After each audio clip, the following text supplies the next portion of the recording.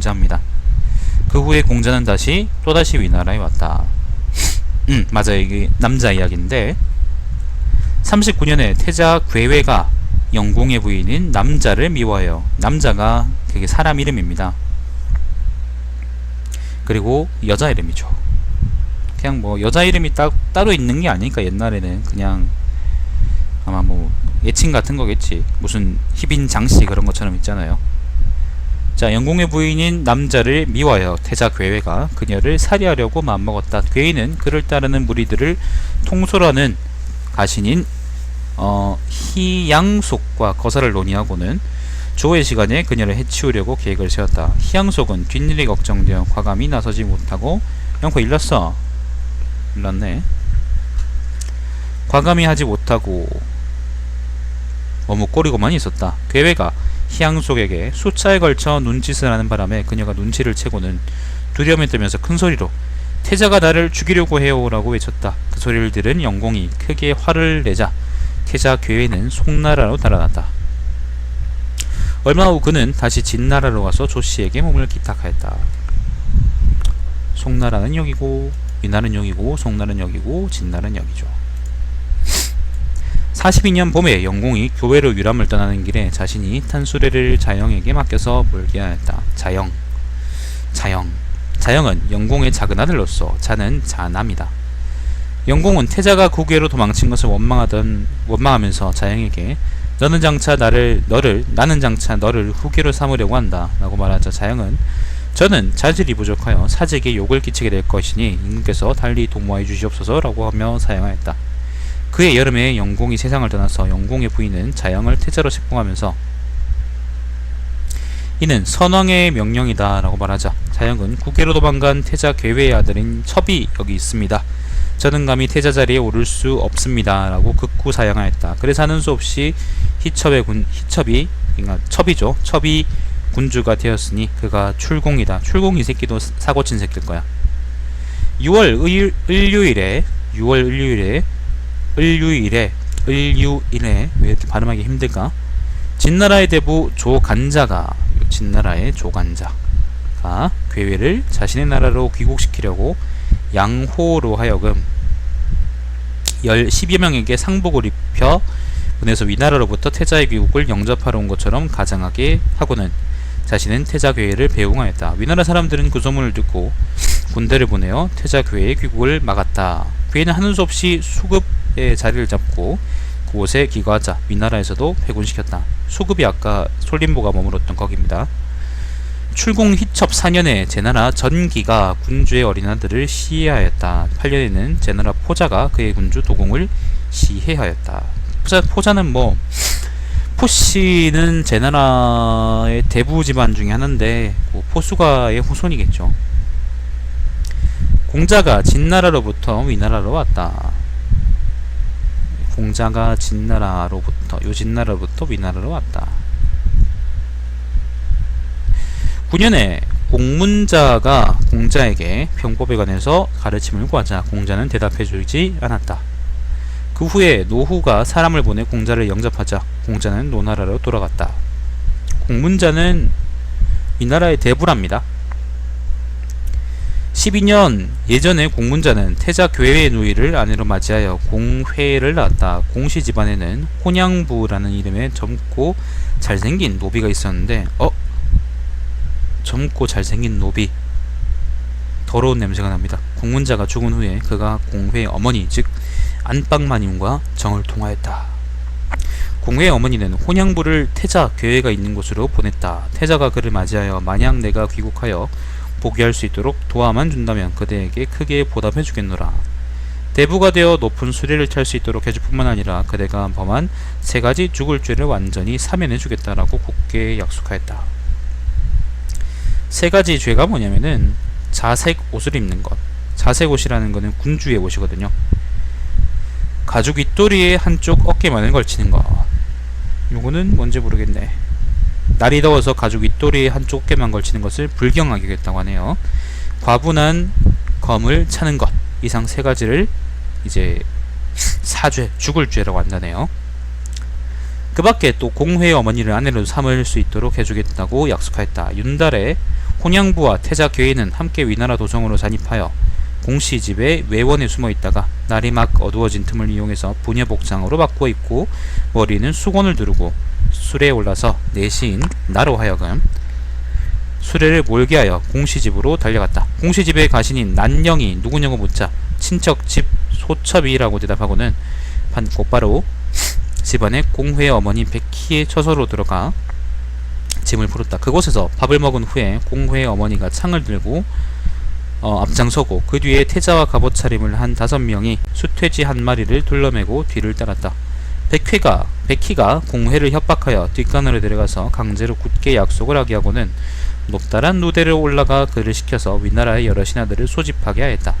난영이 술을 마시려고 고기를 굽다가 고기가 채 익지 않을 즈음에 반란이 일어났다는 소식을 접하고는 사람을 보내 중유에게 알렸다. 중유가 공자의 제자인 자로입니다. 자로.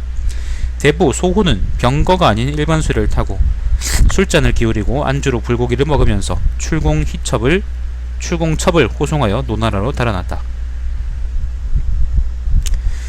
중유 즉 자로가 공씨 집에 막 들어가려는 참에 문을 막 나오는 자고와 마주쳤다. 자고라는 거는 공자의 제자인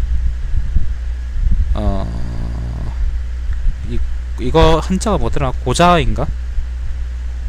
저게 뭐더라? 아무튼 공자의 제자랍니다. 자고. 그는 자로에게 문이 이미 닫혀버렸습니다 라고 말하였다. 자로는 잠시 기다리게 내가 문 앞에 가볼 테니 라고 말하였다. 자고는 이미 다 끝났습니다. 이미 다 좆됐습니다. 괜히 불똥이나 당하지 마십시오라고 대꾸하였다. 이에 자로가 이 집에 밥을 먹고 있는 이상 이 재난을 그냥 보고만 있을 수는 없지 않습니까? 라고 말하자 자고는 아무 대꾸도 없이 곧장 나가버렸다. 자로가 가서 문 앞에 당도하자 공손 감히 문을 닫으면서 들어오지 말라, 들어와서 뭘 하려고 그러느냐 라고 소리를 질렀다. 자로는 공손 자네 복록은 탐하면서 재난은 모른 채 하다니 나는 그렇지 않습니다. 그의 복록을 먹는 이상 반드시 그를 재난으로부터 구해내고가 말겠다 라고 말하며 한 심부름꾼이 나가는 틈을 이용하여 겨우 안으로 들어갈 수 있었다. 그는 태자가 공회를 사로잡고 있는 누대 아래로 가서 태자께서 공회를 사로잡으신들 무슨 소용이 있겠습니까? 설령 그를 죽인다고 하더라도 반드시 누군가가 계속해서 그 뒤를 이어 태자를 공격할 것입니다 라고 외쳤다. 그래도 태자는 듣지 않았다. 그러나 자로는 여러 사람들에게 외쳤다. 태자는 용기가 없는 사람이니 만약 누대를 불살라버리면 반드시 공회를 석방할 것이오. 태자가 자로의 이 말을 듣고는 겁에 질려 석기와 우염 두 신하를 보내 자로를 대적하도록 하였다. 그들이 창으로 자로를 쳐서 각근을 싹둑 잘라버렸다. 자로는 군자는 죽음을 그대로 당할지언정 갓을 받지는 않는 법이다 라고 외치고는 각근을 여미며 죽었다.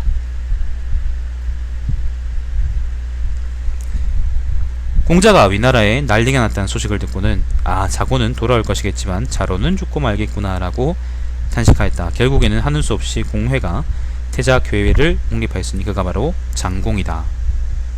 이게 바로 자로의 최후죠. 위강숙세가 기록되어 있네요.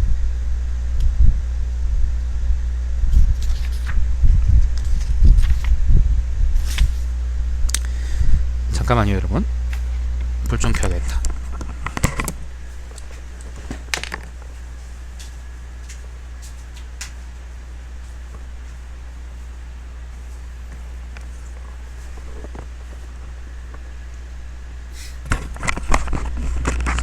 더워서 진짜 짜증난다.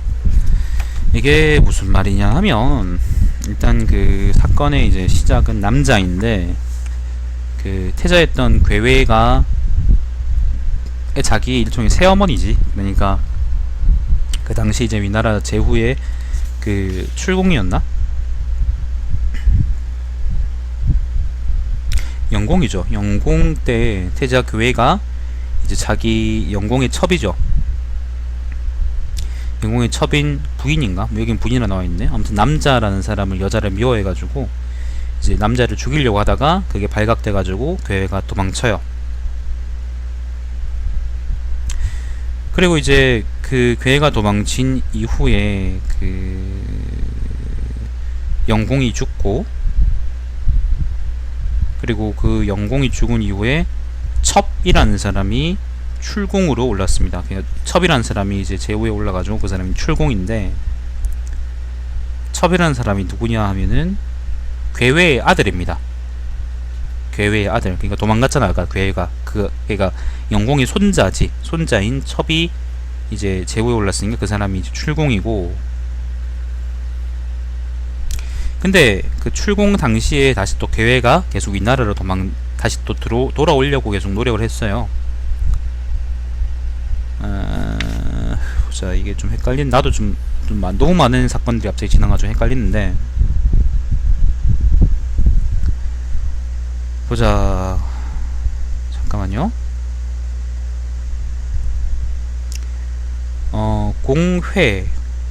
공문자의 이제 와이프가, 아까 위나라 대부 있잖아요. 위나라 대부인 공문자의 와이프가 태자 괴회의 누이였는데, 그 사이에 난 아들이 공회입니다. 공회.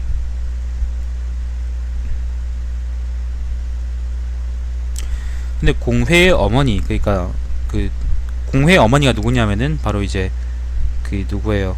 괴회의 누이죠, 그죠? 누나든 뭐 여동생이든 간에 어쨌든 괴회하고 누이 관계고 형제 관계고, 그 공회의 어머니가 그래서 그 자기 오빠, 뭐 남동생이든 오빠든 그거를 괴회를 다시 또 위나라로 그러니까 다시 또 데려올 생각이었던 거지. 그런 음모를 꾸몄는데,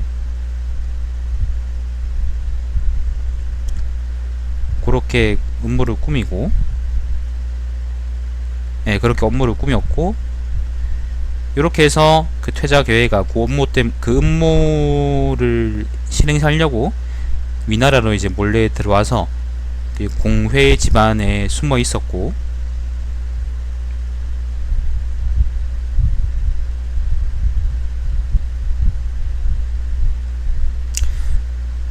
예, 공회의 어머니가 이제 백희래네요. 백희라는 사람인데, 백희가 이제 괴회의 누이라는 거지. 아무튼 이거는 이제 공회하고는 또 그게 된 게 아니네요. 합의된 게 아닌 것 같네요.